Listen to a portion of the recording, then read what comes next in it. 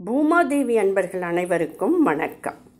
இன்று செவ்வாயில் வரும் பிரதோஷம் மனிதனுக்கு ஏற்படும் ரணத்தை நீக்கக்கூடிய பிரதோஷமாகும்.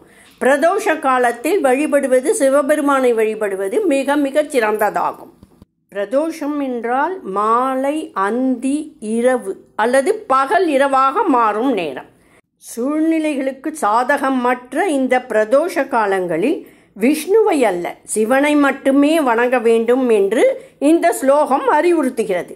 நம்பிக்கையுடனும் பக்தியுடனும் இந்த ஜபத்தை நாம் படித்தால் தீமை மற்றும் துன்பங்களிலிருந்து சிவன் நம்மை மீட்டெடுப்பார். கைலாச சைல புவனே த்ரிஜகஜனித்ரீம் கௌரீத நிவேசே கனகாஞ்சித ரத்னபீடே நிருதம் விதத்துமபிவாஞ்சிதி சூலபனோ தேவ பிரதோஷ சமயே அனுபஜந்தி சர்வே.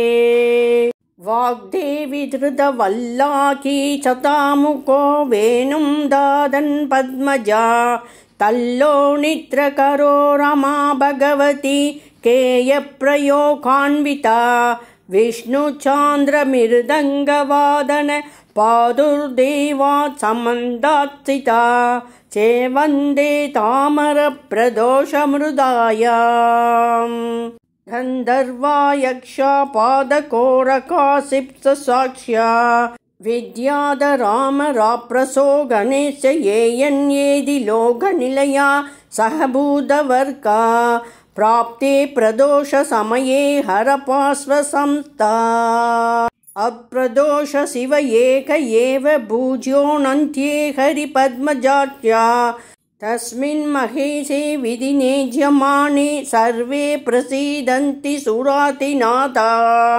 लोकनाहूय सर्वान् पल्वेरु डमरुकैर्घोर संसारमग्नन् तत्त्वाभीदं दयालु प्रणद पवघरं गुञ्जितं वामभागं उत्थृत्येतं विमुखेरायनमिति करदर्शयन् प्रत्यायार्तं पिप्रद्वह्निं सभायायं नायति शिवोदानम् सत्यं ब्रवीमि परलोकहितं ब्रवीमि चारं ब्रवीमि उपनिषद्व्याभ्यं ब्रवीमि संसारमुद्भनाम सर्वाभ्यजन्तो सरोयमीश्वरपादं पुरुहस्य सेवा येनार्च्यन्ति गिरीशं समये प्रदोषे येन अर्चितं शिवमपि प्रणमन्ति चान्ये एतत् कथां श्रुतिपुदैर्न बिबन्ति मूढा ते जन्मसु भवन्ति नरादरिद्रा